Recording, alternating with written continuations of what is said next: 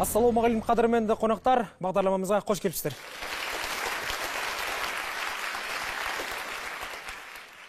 Google, Facebook, Amazon сайттарының тәжірибесі үйден шықпай-ақ интернетте отырып, талай жобаны жүзеге асыруға, қыруар қаржы табуға болатынын көрсетті. Әрине, ол үшін жұртқа қызықты, пайдалы, әрі сұранысқа ие сайт жасау қажет.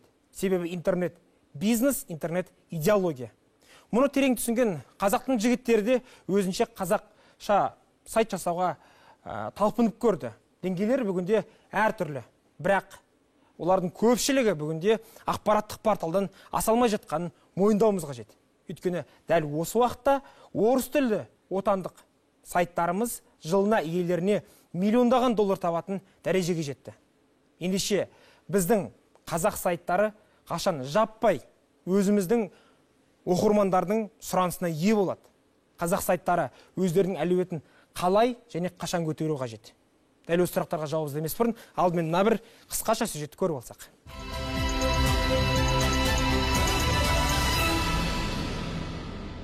Бүгінгі жаһанданған әлемді, оның ішіндегі Қазақстанды ғаламторсыз елестету мүмкін емес. Үйде, жұмыста, қоғамдық көлікте, демалыс орнында, тіпті ұшақта да ғаламтормен байланыс үзілмейді. Ресми деректерге сенсек, елімізде интернет пайдаланушылардың саны 10 миллионға жетті. Яғни халқымыздың 58%. Бұл жағынан ТМД елдерінің алдында келеміз.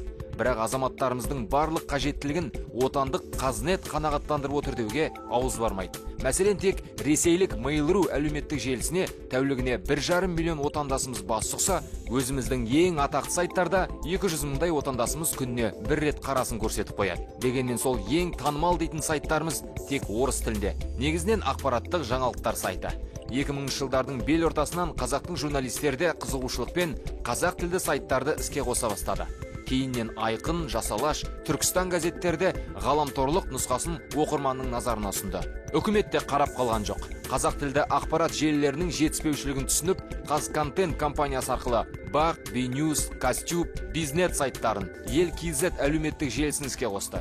Демеушілер тауып, өзіндік жобаларды ашып жатқан азаматтарда жеткілікті. Рауан Кенжиханұлы бастаған бір топ қаракөз жігіттер қазақша Википедияны дамытуға біраз күш салды. Сапасы көпшіліктің көңілінен шыққан ашық кітапхана iKitap.kz жобасы да жұмыс істеп тұр. Бірақ қазақ сайттарының басым көбі ақпараттық форматпен шектеліп жатқанын жасыра алмаймыз. Сұраныстағы сайттар жаңалық пен сұхбаттар легінен тұрады. Асып жатса, фотосурет пен бейнебаян тіркеледі. Ал қазақ тілінде ауа райы, карталар, сауда-саттық, көліктер, баспана, жаңа технология және өзге де бағыттағы сайттар жоқтың қасы. Ал мұның барлығы қатардағы интернет пайдаланушы үшін қажет емес дей алмаспыз. Оған қоса көпшілік қазақ сайттары әлі де қаржылық жағынан өзін өзі ақтайтын деңгейге шыққан жоқ. Негізінен үкімет немесе демеуші ақшасына жұмыс істейді. Бірақ жылына миллиондаған доллар табыс әкелетін сайттар Қазақстанда да кездеседі. Оның қатарында Колесо және Крыша.kz сайттары бар. Әрине, түптеп келсек, мұның барлығы мемлекеттік тілдің аясына қолдану шекарасына келіп тіреледі. Бірақ сайт тиімді, қызықты әрі пайдалы болса, онда мұндай жобалардың отандық Қазнетте сұранысқа ие болып, рейтингісі жоғарылайтыны анық. Бұл нарықтың заңы. Бірақ әзірше ондай дүниелердің қарасы аз. Ендеше қазақ сайттарының әлеуеті қалай артпақ?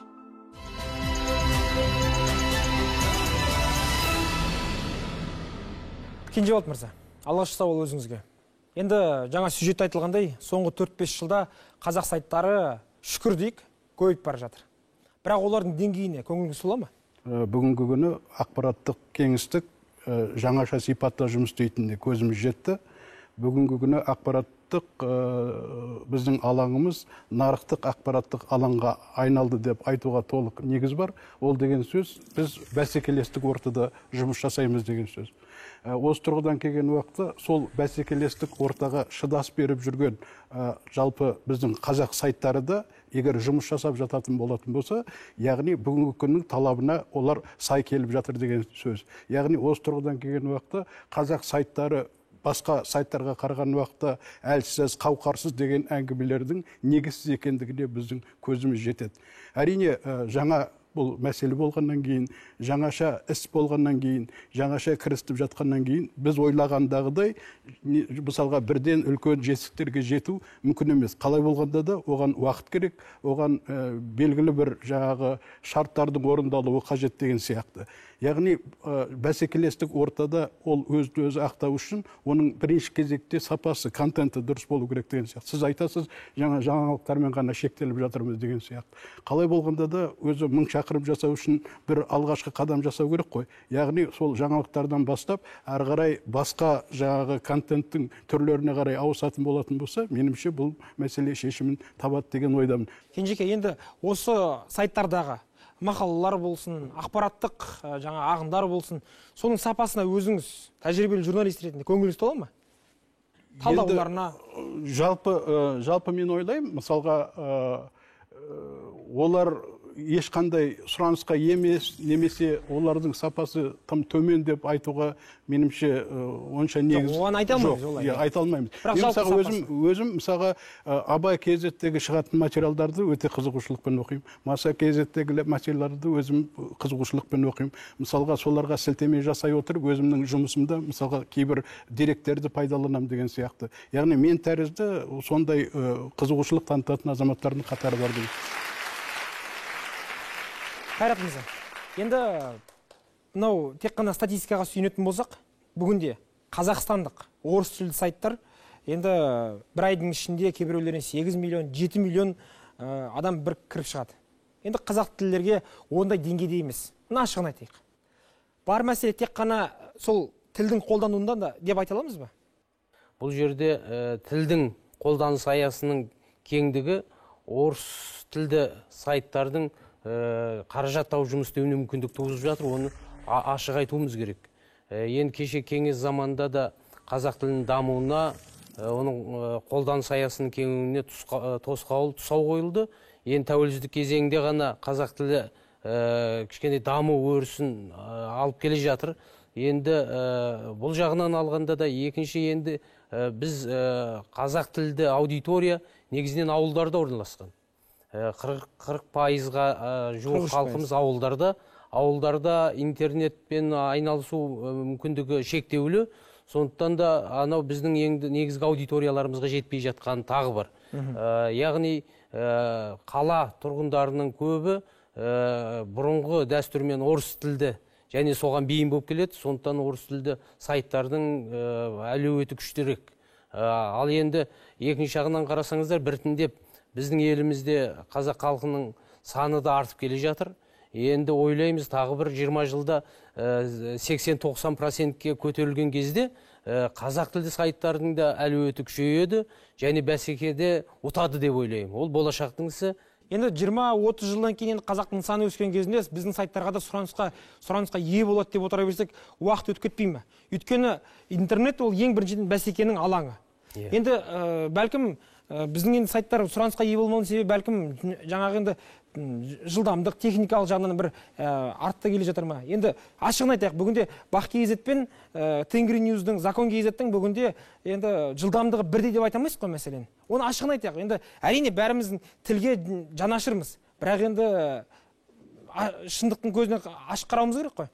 Бұл жерде меніңше халыққа үгіт насихат түсіндіру жұмыстары да керек.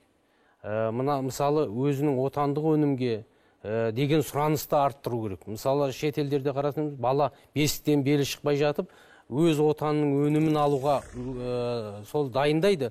Сол арқылы елдің экономикасы да нығаяды. Сол арқылы оның патриоттық сезімі де нығаяды. Бізде осы жағы жетіспей, сондықтан біздің осы халықты сол өзіміздің өнімді алуға қарап дайындауымыз керек бір жағынан. Екінші жағынан әрине мынау сайттардың да бір жағынан жылдамдығы, ақпарат алмасу жылдамдығы. Кейбір сайттар апталап алмастырады. Ал қазір сағаттап, секундтап өзгеріп жатқан заманда сайттың материалдарын, жаңағы контентін тез ауыстырып отыруды үлкен күш-жігерді қажет етеді. Ол әрине екінші жағы жаңа қаржымен қазақ сайттар ілесе алып жатыр ма сол? Енді бір барлық жоқ деп айта алмаймыз. Алғашқы қадамдар бар. Меніңше көш жүре түзеледі. Оның үлкен проблемалары да бар. Оны да айтуымыз керек. Енді мемлекет тарапынан қолдау білдіріп жатыр. Ал бизнес тарапынан осыған қолдау бар ма? бизнес тарапынан. Енді ол жалпы салған ақшаны ол қайтармаса, оны бизнесмен не үшін салу керек ақшаны? Қазақ тілінің қолданыс аясын кеңейтуге бизнестің өзіден талы болу керек қой. Енді қазір қарасаңыздар, көп өнімге жарнама қазақша беріп жатыр. Неге? Себебі қазақтың саны артып келе жатқандықтан. Ақберен мырза, енді ағаларымызға келсеміз. Иә, бірақ енді бүгінгі күнде ешкімге қас емеспіз. Осы жігіттермен енді араласып жүрміз, өзімізде таныстарымыз. Бірақ бүгінгі күнде сол Закон KZ болсын, Зона KZ болсын, жаңағы Тенгриньюз болсын, басқаларынан Total KZ-тен болсын, біздің кейбір қазақ сайттары сапасы жағынан, жылдамдық жағынан артта қалып жатқанын мойындауымыз керек қой. Енді жаңағы әлі де болады, көшті жүре түзеледі деп басын сипалай берсек, осы жағдай енді 4-5 жылдан кейін шешілмей тұра беретін сияқты да? Не дейсіз? Бұл жерде енді жаңағы айтылған сөздердің бәрі әрине жақсы дұрыс, бірақ бір келіспейтін дүниелер бар. Бұл жерде біз мынандай бір факторларды ескеруіміз керек сияқты. Біріншіден, мысалы үшін жаңағы сіз атап өткен Тенгриньюз, Закон KZ, ол сайттар неге көбірек қабылданды? Себебі бізде біздің интернет пайдаланушы қоғам екі тілді. Біз бәрі де біріншіден орыс тілді ақпарат көбірек қарауға тырысамыз. О деген қазақ тілді сайттарға қараймыз. Қазіргі біздің қазақ тілді сайттардағы негізгі контент орыс тілді сайттарда жоқ контент. Сондықтан бізге сол дүниелерді оқу үшін келеді. Ал енді жаңалықтар жаңағы Бақ KZ пен Тенгриньюз, тіпті Казинформ ертерек шығарады мысалға. Жаңалықтар Тенгриньюзден де бұрын. Бірақ Казинформның қазақ тілді контентін жай көреді. Тенгриньюзге біріншіге енді ол жерде біріншіден жарнама бар, екіншіден жағы мен айтқандай екі тілді аудитория бар, аудиториямыз екі тілді. Екіншіден жарнама берушілерді алатын болса, олар да жаңа трафикке қарайды, сосын олар рейтингке қарайды. Сосын Тенгриньюз, Закон KZ-тің рейтингтер алда тұратын болса, олар ойлайды, халық осыған көп кіреді екен, жарнаманы осыған беру керек деп. Оның тағы бір проблемасы бар, мысалға Zero деген рейтингтік агенттік, ол жерде енді мен ешкімге жала жаққым келмейді, негізгі айтылып жүрген әңгіме жаңағы накрутка жасайды, жаңағы сайттың осыншама адам көбірек отыр деп қосады да, содан ол сайттар алдыға шығып кетеді. Ал егер шындығында қарайтын... Оған дәлел бар ма? Енді оған енді IT мамандар дәлелдей алады, оны мен дәлелдей алмаймын мысалға. Сондықтан бұған біз былай қарап Тенгриньюз мықты, қазақ тілді сайттар әлсіз деп айтуға болмайды. Қазір қазақ қоғамы қазақыланып келе жатыр. Жақын. Енді үкімет тарапынан болсын, жеке мынау журналистердің тарапынан болсын, жеке қызығушылықпен ашқан сайттар көп. Бірақ солардың 80%-ы негізінен сол ақпараттық порталдар. Неге? Қазір рейтингте алғашқы орында тұрған сайттар, олар сол дер кезінде ашылғанда, мысалы жаңа айтып отқан Колесо, Крыша, Сланда, бұлар барлығы жарнамалық болғаннан кейін алғашқыда. Енді сіз ондай сайт қазақ тілінде ашсаңыз да, оған бәрібір келмейді, себебі біздің оқырмандар екі тілді ғой. Оған керек дүниені ана жақтан ала береді. Мысалы, дәл сол сияқты Фейсбукта ақш-та ойлап тапты, ақш-та ойлап тапты, бірақ ВКонтакте жасаған Ресей одан асып кете алған жоқ та бәрібір. Google іздеу жүйесін ашты, бізде де сол Google KZ қып доменін ғана өзгертті. Дәл сондай қазақы жаңа поисковой система іздеу торабын жасағанмен, ол бәрібір Google сияқты бола алмайды.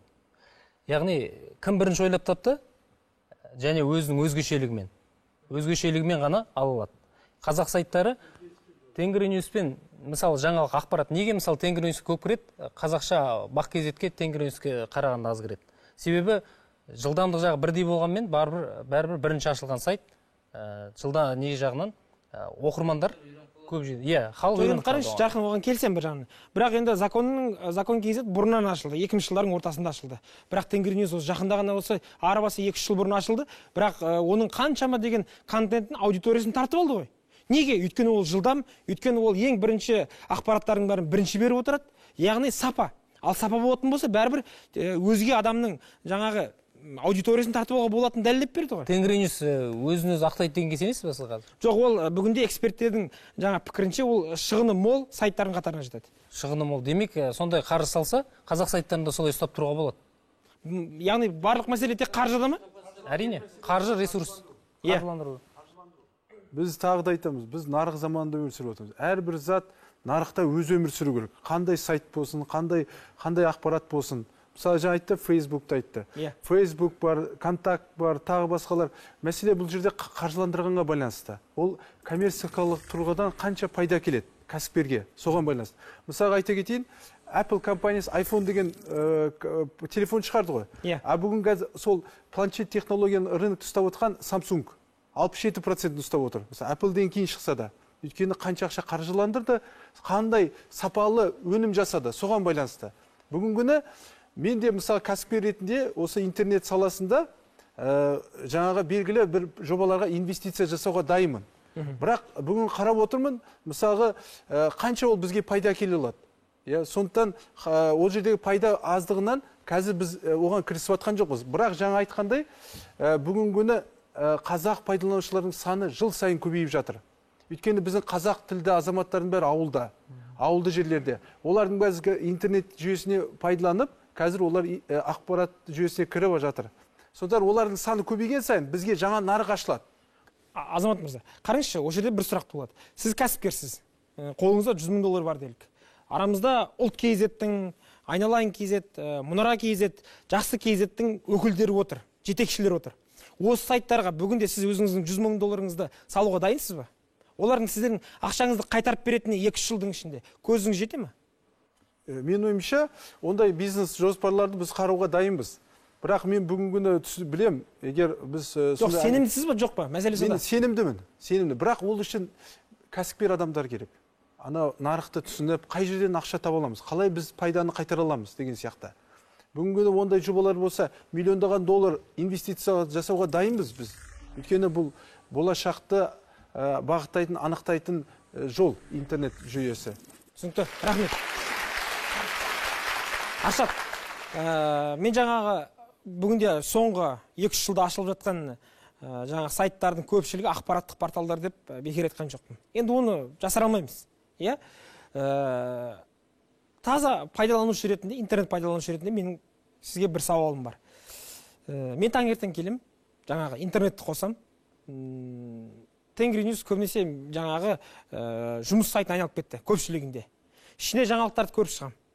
Енді одан кейін маған мұнара, мінбер, айналайын, жақсы KZ-ті ашу керек па, керек емес па? Маған ішіндегі Тенгридің көп жаңалықтардың бәрін оқып алдым. Мен ары қарай жұмысыма кірісіп кетем. Ал бірақ мені сіздердің сайттарыңыз несімен тартып алу керек? Несімен тарта алып жүр? Жаңада айтқандай ғой, ол жерде енді басқаша контент болу керек та, адам тарта алатын қазаққа.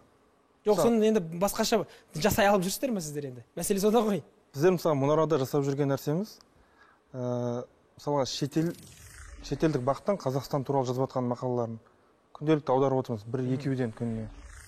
Сол енді оқылымы қанша? Оқылымы әжептәуір бар, бірақ енді әлі сайтымыздың өзі оқылымы аз ғой әлі, жетпей жатыр да. Сондай бір ерекшеліктермен тартуға тырысып жатырмыз, өйткені басқаша жаңада айтқандай жұрт орысшасын оқығаннан кейін қазақшасын оқымайды оны. Оны ашығын айтайық, оны мойындаймыз. Біз сол мысалға күннің фотосын қойып отырмыз. Өйткені басқа сайттарда ондай жоқ әлі. Бүгінгі күннің несін санын қоямыз. Басқаша осындай амалдармен тартпасақ, сосын барып сайтымызға аудиторияны үйретіп алмасақ, басқа біздің де амалымыз жоқ қазір. Енді порталымыз 100% өзінің қолтығына. Мысалы, біз еш жерден аудармаймыз, еш жерден алмаймыз. Тек біздің журналистер жасаған дүниені ғана саламыз. Видео, аудио. Бұл ерекшелік па? Ерекшелік. Белгілі бір қызықтыратын уникальный бір... Өйткені біздегі контент басқа ешбір сайттан таба алмайсыз. Жаңа бір-бірімен бәсекелесу үшін белгілі бір өзінің бір қызықтыратын, белгілі бір мүмкіншіліктері болса, оған әрине адамдар қызыға отырып, қолданушылар сол сайтқа кіруге тырысады. Мысалы мен әр уақытта қазақтың жаңағы мынау Түркістан KZ деген сайтқа кірем, бұл жерде белгілі ақпараттар, жаңа ақпараттар шығып отырады, сараптамалы белгілі бір мақалалар шығады. Мен үшін газетті алғанша сол жерден оқи салған ыңғайлы. Turkistan.kz-ге кірем мысалы, сонда сияқты. Енді қараңызшы, бұл жерде бір мынандай сауал туындайды. Жаңағы мұнара сайты, мен жаңағы суретін саламыз, жаңағы цифрасын саламыз. Ренжімеңіздер, оны Нұр.kz-де жасайды. Олардікі әрбір 5 минут сайын суреттер жаңарып тұрады мәселен. Басқа сайттарды кіріңіз мысалға. Ол бүгінде интернет үшін енді жаңалық емес қой, оны өздеріңізді білесіздер ғой мәселен. Бірақ интернет пайдаланушы ретінде мені несімен сіздер татып аласыздар? Мен әлі сол сұраққа жауап тапқан жоқпын да мәселен. Иә, жарқын келісем, сіздер ғана барып жаңағы ең бірінші қазақтың жаңағы саятшылық өнерінен барып фотосуреттер саласыздар. Айтыстан жаңа тікелей эфир жасайсыздар. Келісем, бұл ерекшелік. Бірақ бұдан басқа не бар? Қазақ интернет пайдаланушысын тартып алатындай. Мынандай бір нәрсеге назар аудару керек. Мысалға, жаңа айтып отырған Тенгриньюс, сол сияқты орыс тілді сайттар ешқашан қазақтың мүддесіне келетін дүниелер жарияламайды.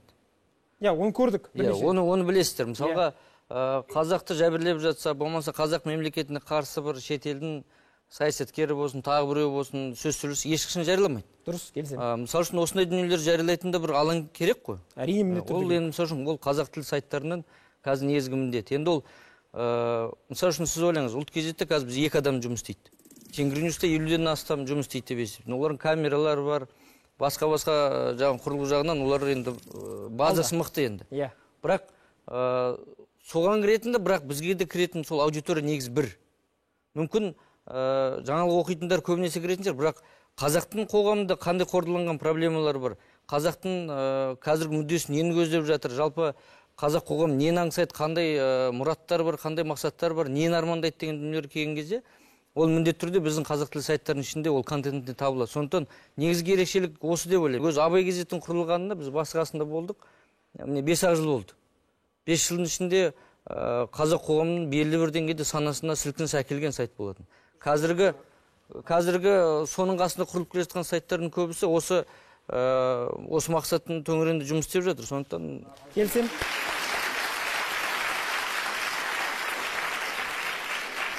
Бізге ең бірінші не қажет? Пайда табу қажет пе? Немесе ұлттың мүддесіне жұмыс жасауымыз қажет пе? Егер біз тек қана пайданы ойлайтын болсақ, онда сіз айтып отқан мәселелер айналып келген уақытта осы жерде өзінің бір негізін табатын сияқты. Ал жалпы айтады, біреулер айтады, Уинстон Черчилль айтқан дейді, біреу Пальмерстон айтқан дейді, ағылшындардың мәңгілік досы жоқ, мәңгілік қасы жоқ, ағылшындардың мәңгілік мүддесі бар дейді. Ағылшындардың мәңгілік мүддесі бар болатын болса, біз егеменді ел ретінде Қазақстанның мүддесі неге болмау керек? Өкінішке орай, жаңа айтып жатырмыз ғой да, орыс тілді сайттардың көбі осы мәселеге келген уақытта тоқырап қалып жататындары рас. Яғни сол мысалға айтқан уақытта кемшілікті сол болмаған, сол қазақ сайттары, жалпы қазақ басылымдары өзінің мойнына осы мәселені көбіне көп алып жатыр. Және сонысымен де ұтылып жатқан жағдайлары бар. Осы тұрғыдан келген уақытта билік, жалпы мемлекет қазақ сайттарына көмектескенде олар бір бейшарасыздықтан немесе олардың қауһарсыздықтан емес, олардың жалпы мүддеден жаны ойлай отыра, өзінің мысалға кейбір жағдайларында ұтыла отырып, бірақ жалпы түпкі мәслихаттар, түпкі нәтижеде ұтатындай жағдайға шығу керек. Кешірім сұраймын. Енді сонда ұлттың мүддесіне жұмыстай отырып, бүгінгі біздің қазақ сайттары секілді сұранысқа ие болу мүмкін емес пе сонда? Жоқ, неге мүмкін емес? Ол мүмкін, бірақ ол мүмкін. Мысалға, бұл жерде мен оны айтып жатқан себебім, мысалға, біз осы мүддені ойлаймыз да, содан кейін басқа шаруалардың барлығын артқа қарай сырып қояйық деген емес. Сол мүддені ойлай отырып, енді қалай көтерілеміз деген мәселелер төңірегінде ойласуымыз керек. Мысалға, сіздің бүгінгі күні осы мәселені тақырып ретінде шығарып жатқаныңыздың өзі осы мәселені арғы қарай жылжытудың бірден бір көзі деп білеміз мысалға. Тағы да басқа қандай оның жолдары бар, оны біз ақырындап ары қарай шеше беруіміз керек. Рахмет, түсінікті. Егер сіз әділдік іздесеңіз, өз құқығыңызды білгіңіз келсе, ұлттық арнаның заң алаңына хабарласыңыз. Әр дүйсенбі сайын тікелей эфирде заң және біз бағдарламасы.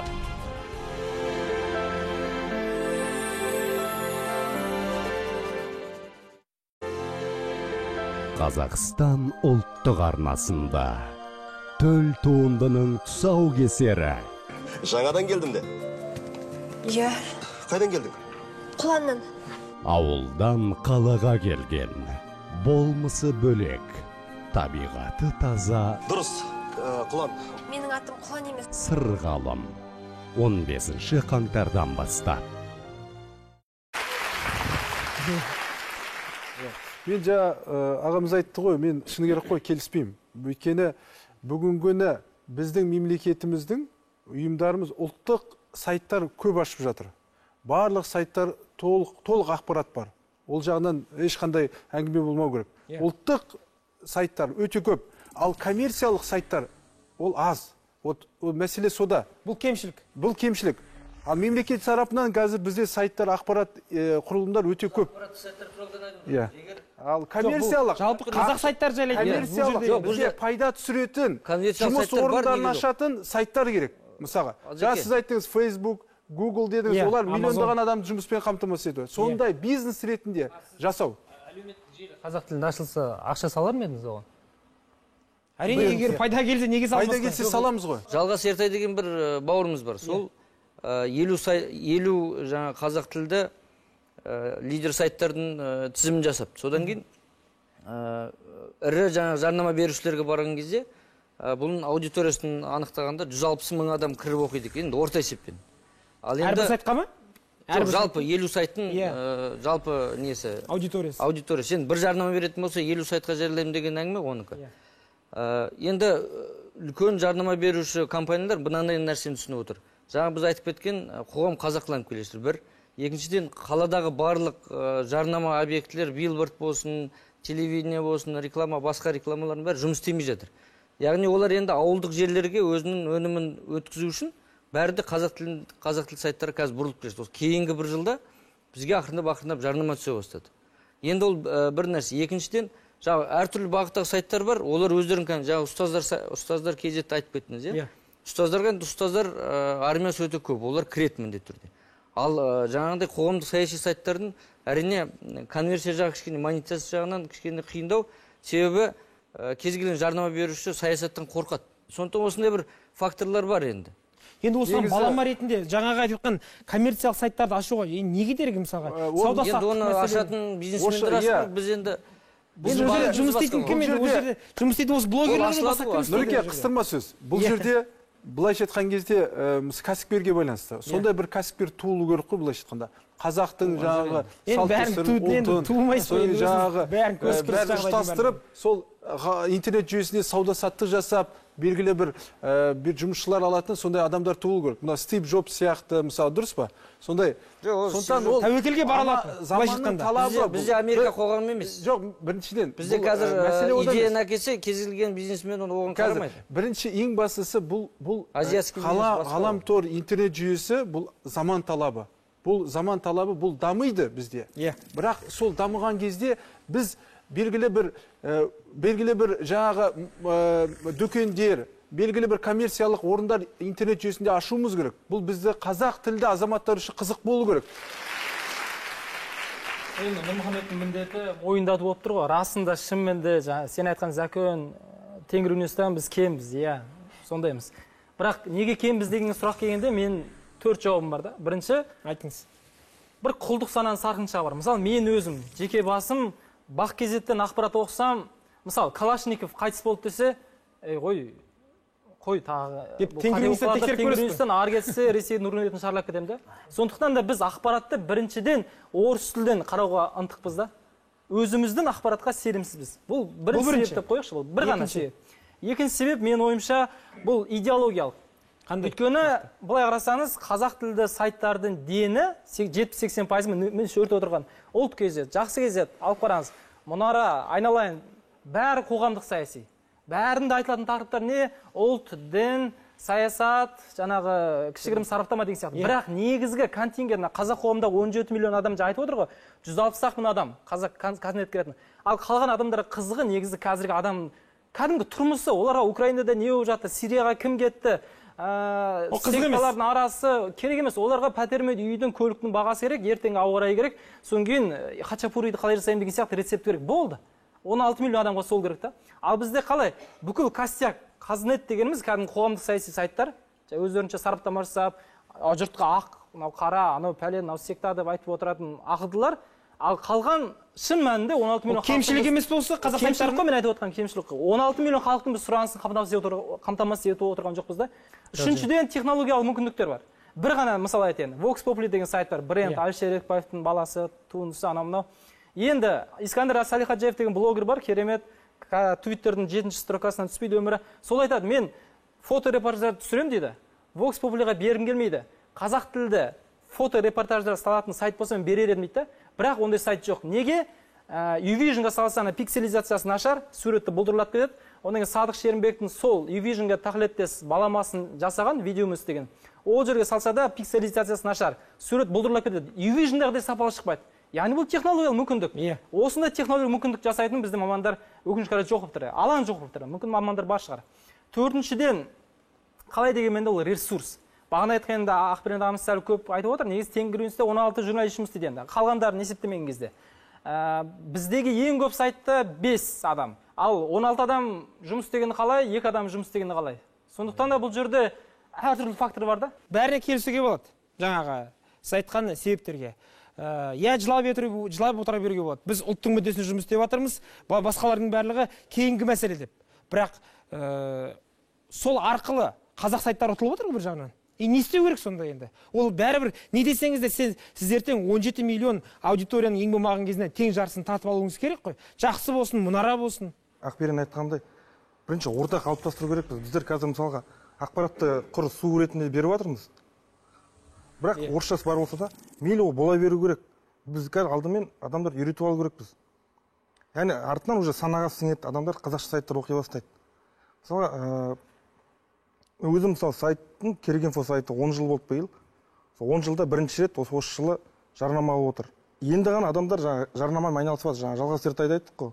Ол қазір мысалы орыстардың жеп отырған пирогын бір бөлшегін кесіп алып отыр да біздерге. Соны бәрімізге бөліп беріп отыр. Ол жақсы үрдіс ол. Яғни процесс басталды, сондықтан оны оптимистік көзқараспен қарау керек. Бүгін негізі айтайын ба айтпай ақ қояйын деп ойлап отырмын, бірақ айту керек сияқты. Келесі жылы Қазақстанда IT орталық ашылады бұйырса. Ол жерде барлық сала бойынша IT-дің, сол жерде мамандардың барлығы сол жерге жиналады. Бір нағыз үлкен дүмпу сол кезде болады. Өркен, сізге сауал қояр алдын мына бір ақпаратқа назар аударсақ. Сонымен біздің елде власть сайты экономистермен және де сарапшылармен ақылдаса келе еліміздегі ең экономикалық тұрғыда пайдалы сайттардың тізімін жасаған екен. Бұл ешбіріне жарнама емес, бұл статистика кәдімгі. Криша KZ және Колесо KZ иесіне жылына 6 және 10 миллион доллар табыса келеді екен жылына. Chocolife.me жылына 3 және 7 миллион доллардың арасында. Kiwi KZ жылдық табысы 5 миллион доллар. Bismart .kz орташа кіріс 600 мың доллар мен 2 миллион доллардың арасында. Сол жаңағы Vox Populi.kz жылына 500 мың доллар табыса келеді, бірақ осыған қарамай ол өзінің шығын өтемейді екен. Енді Өркен, қарапайым сауал. Ертең сіз көліктер сайтын қазақша, тағамдар сайтын, рецепттер сайтын, баспана туралы сайтты жасасаңыз, кем деген кезде бір жылдың ішінде аудиторияны тартып алуға бола ма? Осы сайттардан. Егер контентті өз жасайтын болса, болады. Егер аналарын аударатын болса, болмайды. Жоқ, әрине аудардың қажеті. Баяғыда Централиза монитор газетін ашар кезде Бигелді Ғабдуллин мониторын жасаған. Америкада оқыған бәле ғой енді, күшті. Маған сол кезде 17 мың адам керек дегенде маған. 18 мың адам емес, 17 мың бір адам емес, маған 17 мың адам мен оқиды екен. Әлі газет ашылмай тұр. Жарты жыл зерттеу жасаған. Сол секілді кез келген сайт жасардың алдында негізі былай сауатты түрде алатын болса, логика келетін болса, зерттеу жүргізу керек. Сондықтан да ол мен алам, қазір мен ойбай тартып аламын деп айтуым мүмкін. Бірақ ол зерттеу жүргізілмей кесіп айту мүмкін емес та. Мысалы, қазіргі жақсының аудиториясы шыны керек. Бұл кемшілігіміз болсын, жетістігіміз болсын, күніге 1000-1200 адам. Сайттың ашылған 2,5 жыл болды. Я кемшілік былай ойлап қарасаң. Бірақ қаншама мақалалар шықты. Тіпті қазақша шыққан мақалаларды, үздік мақалаларды орысшаға жариялады, конкурстар жариялады, бар жерде сәл әлеуметтік спам болды. Енді былайша айтқанда бүкіл қолдан келген шараны жасады, бірақ 1000-1200-ден аспайды. Неге? Енді мен қазіргі түйгенім, сонда жаңағы сіз айтып отырған 17 миллион ішіндегі жақсының аудиториясы сол 1000-1200 адам болды. 1300 адам емес. Жаңағы Бигелді Ғабдуллин 17 мың адам сияқты. Ол сен қанша енді жақсы кезеттің қасына ауа райын қосасың ба? Білмеймін, не істейсің? Қыздармен танысу бұрышын құрасың ба? Мүмкін сол кезде көбейер, бірақ ол уже подлость та. Ол уже идеологияны ауытқу. Дәл қазір қалпында біздің аудитория 1000-1200, және бұл бізге жетеді. 1200 адамнан ары қарай ол көтерілмейді. Не істесең де көтерілмейді деген ол кемшілік емес пе? Көтеріледі, бірақ 2,5 жылдың қорытындысы бойынша ол солай да. Демек, бұл біздің аудиториямыз таптық, біздің аудиториямыз осы 1000-1200 адам. Осы адам үшін жұмыс істеу керек болды. Жоқ, енді неге сапалы дүние жасасаңыз, ары қарай мысалға суреттер, видео басқа салсаңыз, енді мәселен, сол жаңағы идеологияңыздан ауытқымай-ақ, енді 4000-5000 болу әбден мүмкін ғой. Енді Абай кезет мәселен соны дәлелдеп берді. Бүгінде 4-5 мың мысалға. Кішкене каламбур ғой, жақсы кезеттен басқа, ол өйтіп айтамайсыз. Ол жерде форум бар, жақсы кезетте жоқ. Ол жерде бейнелі суреттер бар, жақсы кезетте жоқ. Ол жерде талай нәрсе бар, ана кино. Өзіңіздің кемшілігіңіз енді бар екен ойнап тұрсыз ғой былайша айтқан кезде. Жоқ, ол өзінің бір идеологиялық мақсаты болады, бағдары болады. Азеке, енді келсеміз. Қазақ газеттері кезінде осы жаңа мемлекеттен ақша алып тұрды, бүйтті, басқа істеді, бірақ олар қазақтың мүддесіне жұмыс істеді. Тіл мәселесін көтерді, жер мәселесін көтерді. Ол өзінің 2000 жылдардағы миссиясын атқарды және атқарып келе жатыр. Енді бүгінде сайттар сол үрдіспен келе жатыр. Ұлттық мүддені тастамауымыз керек, оны қашанда көтеріп отыруымыз керек. Бірақ ол екеуі де өкінішке орай. Бүгінде Алаш айнасы газеті болсын, басқа көптеген газеттер осының әсерінен өзін-өзі ақтай алмағандықтан қаржылық тұрғыда жабылып қалып жатыр. Енді ертең осы тек қана ұлттық мәселені көтереміз деген сайттардың да ертеңгі күн сондай болмай ма? Олар да жабылып қалмай ма? Тұрақты қаржы болмағандықтан.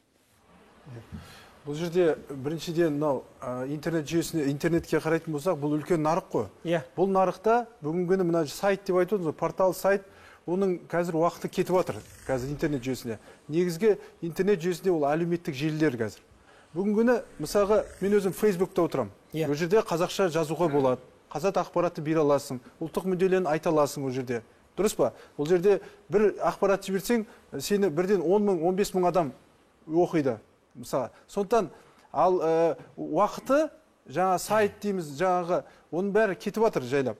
Негізгі жаңа ұлттық мәселелерді қозғайтын ол біздің ұлтымыздағы мына қазақ бауырларымыздың патриоттық сезімі. Жаңағы көрсетілген инфографикадағы 5 сайт көрсетілді, соның екеуі интернет магазинда, Чоколаев, соңғы Бисмарт. Екеуі де орыс тілді Қазақстанның заттары. Жоқ, ол жерде нелер? Услугалар, қызметтер, спа салонда жеңілдіктер, неде... Былайша айтқанда жол жерден ақша тауып отыр. Колготкилар, Артемдағы 70% деген сияқты. Бірақ мен Чоколаевтың редакциясын көрдім Алматыдағы. Барып емес, интернеттен көрдім, сол кезде дәл осындай үлкен зал, екіге бөлінген, мына жақта 20 қыз, мына жақта 20, әрқайсысының қолында телефон, 40 адам. Жаңағы әрбір компанияға, әрбір шаштаразға, әрбір неге звондап, сіздерді желілік бар ма, бізде Чоколаев деген компания бетек деп келісіп отырды. Ойлап қараңыз, 40 адам, үстінде бір тағы бір 10 адам бар деңіз, 50 адамды бірден ұстау. Соншама компаниялармен байланыс орнату, ол біріншіден инвестиция, оны салатын. Жоқ, енді түсінемін, оның бәрі қиын. Бірақ бір адам сол Чоколаевты ашқан кезінде істеді ғой. Одан енді пайда тауып отыр ғой. Яғни істеуге болады ғой. Енді соны қазақша нұсқасын жасауға болады ма, болмай ма? Әрине болады, инвестор, пожалуйста. Енді бүгінде мысалға жаңағы түрлі мемлекеттік бағдарламалар бар. Кәсіпкерлерді қолдау, даму қоры арқылы басқа дегендей. Соларға ұсынып, енді мәселен, неге бізге осы блогерлер ұсынбасқа осындай мәселен? Біз бәріміз білеміз, бірақ тек қана мақаламен шектеліп жатырмыз. Ал енді оны пайда табатын сайтқа айналдыруға болады екен ғой. Мен ұсынар едім, бірақ мен жұмысым бар да. Қайреке, мынандай сауал туындайды. Бүгінгі күннің шындығы, осында отырған сайт иелерінің көпшілігі сол ақпараттық порталдар. Енді солардың бастамаларына қарайық. Көбісі әжептәуір басталады. Жақсы мақалалар жазады, ұлттық мүддесіне болсын, бірақ соңы көбінесе жаңағы діни мәселелерге кетіп қалады. Оны жасырмаймыз енді. Оны жаңа Абай кезеттің де, Маса кезеттің де тәжірибесі дәлелдеп берді. Соңынан форум ашады, көбірек келсін деп. Соның форумда басталады. Сен вахабитсің, сен ханафитсің. Шыңғысхан қазақ па, моңғол ма? Ол жаңағы ана Кенесарының басы қайда қалды? Сол мәселе. Естеріңізде болса, 2006 жыл мәселе осы тақырыптар көтерілді. 2013 жыл қазір бір мақала жазыңыз, астына форум тағы да сол мәселені талқылап кете береді. Жағдайды қалай өзгертуге болады? Сапа деңгейінен. Біз мынаны анық білуіміз керек. Өзіміздің аудиториямыз зерттеуді үйренуіміз керек. Және сол аудиторияны айырылмай, оны көбейту. Жаңа Өркен мырза дұрыс айтып отыр. Егер ол 1200 аудиториясын біліп отыр, және енді оны басқалармен толықтырамын деп алып, жаңа 1200 адамнан да айырылып қалуы мүмкін. Басқа, ол себебі оның аудиториясы тек соны ғана қажет ететін аудитория. Жаңағы аға қойған сұраққа мен жауап беріп кетейін. Жаңағы Шыңғысхан моңғол ма, қазақ па, болмаса Кенесарының басы қайда деген тақырыптар бар ғой. Бұл жалғыз қазақта емес, басқа ұлттарда бір өзекті үнемі шешілмей келе жатқан тақырыптар болады. Ол әлгі біздің қазақтың кері кеткендігі, болмаса әлде алдыға ұмтылу жоқ деген дүниені білдірмейді. Ол қазір Шыңғыс ханды сен қазақ деп дәлдеп шықсаң да бәрі ол жүре беретін нәрсе. Сондықтан ол қазақ қоғамының сапасын көрсетпейді, одан қорқудың қажеті жоқ. Мүмкін ол архаикалық уже тақырып шығар, әбден ескірген, тозған, біз өзіміз солай ойлаймыз. Бірақ өкінішке орай, мысалға айтқан уақытта, немесе білмеймін, басқаша бір жағдайға байланысты әлі де сұраныс болғаннан кейін ол әңгіме айтылады деген сөз. Солай ғой. Мысалға мен осы хабардан өзіме бір нәрсені түйіндеп айтып кетуім керек. Бүгінгі күні осы мәселе шешіле ме, шешілмей ме?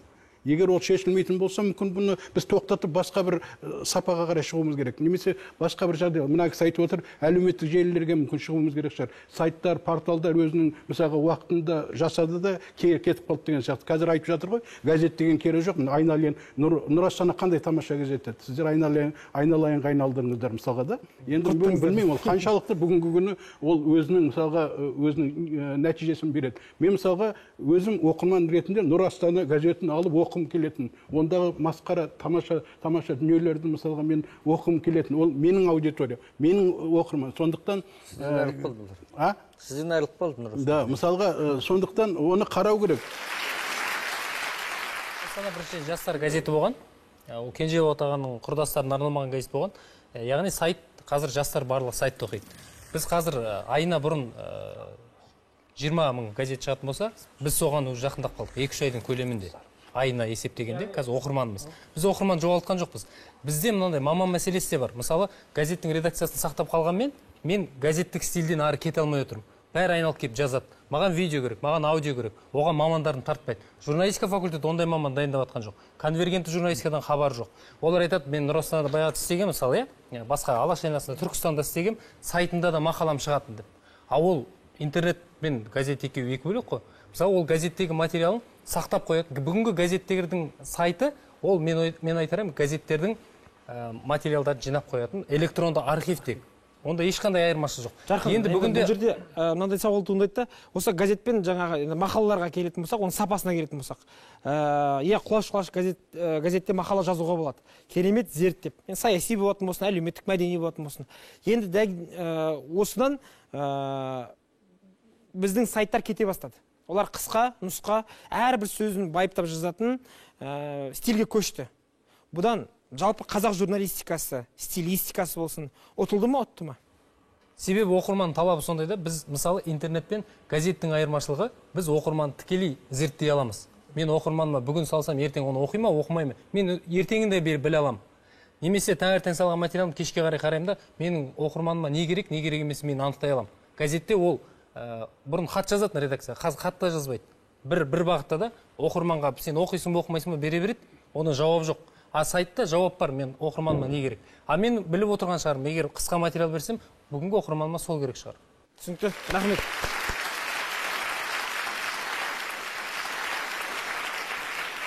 Қазақ журналистикасының өзінің арғы бергі тарихын қарасаңыздар, өзінің тілі стилін қалыптастырған. Қазір сол тілімізді, стилімізді электронды ақпарат құралды. Мына интернет журналистикада бұзып жатыр. Оны жаңағы біз заманға бейімдеп жатырмыз деп ақтаймыз. Ол тілімізбен оның кәдімгі таза күйін сақтауда маңызды. Сондықтан да ол енді әсіре еліктеп, өз тілімізден бұзып алмауымыз да керек.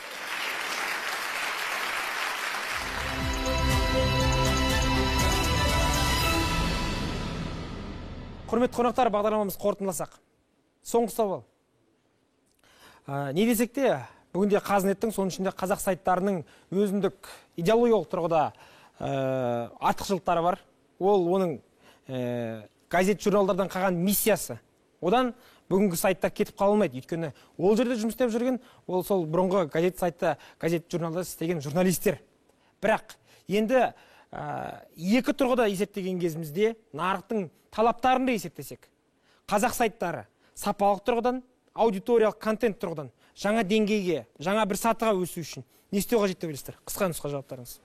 Бірінші жаңағыдай ауылдық жерлерде интернетті көбейту керекпіз, өйткені сезіліп жатыр қазір көбейіп жатқаны. Және халықты сауаттандыру жағын кішкене ол жақтарында да маңыз беру керек. Рахмет. Уақыт керек және IT саласы мен журналистикадан да хабар бар. Конвергентті журналистикадан хабар бар, мамандар қажет. Рахмет. Азеке. Негізі интернет саласы, ол заман талабы, сондықтан ол дамиды, қалай да болсын. Бірақ біз ең бастысы ұлттық дәстүрлік принциптерімізді ұмытпауымыз керек интернет жүйесінде. Өркен, Асқат Еркінбайдың шешімі бар, осы идеологиялық сайттарды ұстап тұру ешқандай коммерциация бармайды. Сол үшін оларда меценаттардың қоры керек. Одан кейін салалық сайттарды көбейту керек болды. Біз жалпы осы тақырыпта көп өзекті мәселелер бар екендігін қазір аңғардық. Сол өзекті мәселелерді бірлесе отырып шешуіміз керек. Ол деген сөз билік, бұқаралық ақпарат құралдары, жеке азаматтар, бизнес өкілдері бірігіп, осы мәселенің алға қарай жылжуына көмектесу керек.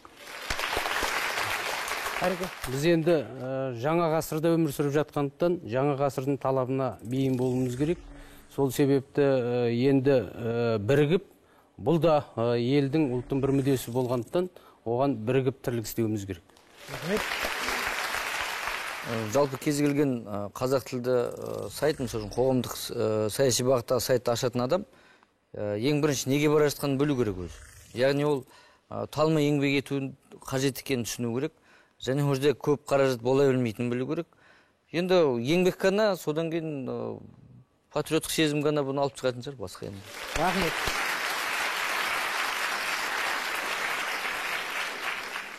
Бүгінгі жаһанданған әлемнің бірден бір көрінісі ол шекара атаулының жойылуы. Әсіресе ғаламторда. Егер қазнетті, пайдалы әрі сапалы дүниемен бүгіннен бастап толтырмаса, ертең оны шетелдік солтүстік көршіміздің өнімдері, дүниелері басып қалуы әбден мүмкін. Иә, интернет нарықта бәсекеге шыдау оңай емес. Бірақ бүгіннен бастап оны қазақы, пайдалы, қызықты әрі сұранысқа ие жобалармен толтырмасақ, онда ертең кеш болуы мүмкін. Көрермен де шет қалмасын, ат салсын. Бұл бүгінгі біздің түйін. Келесі аптада кездескенше аман сау болыңыздар.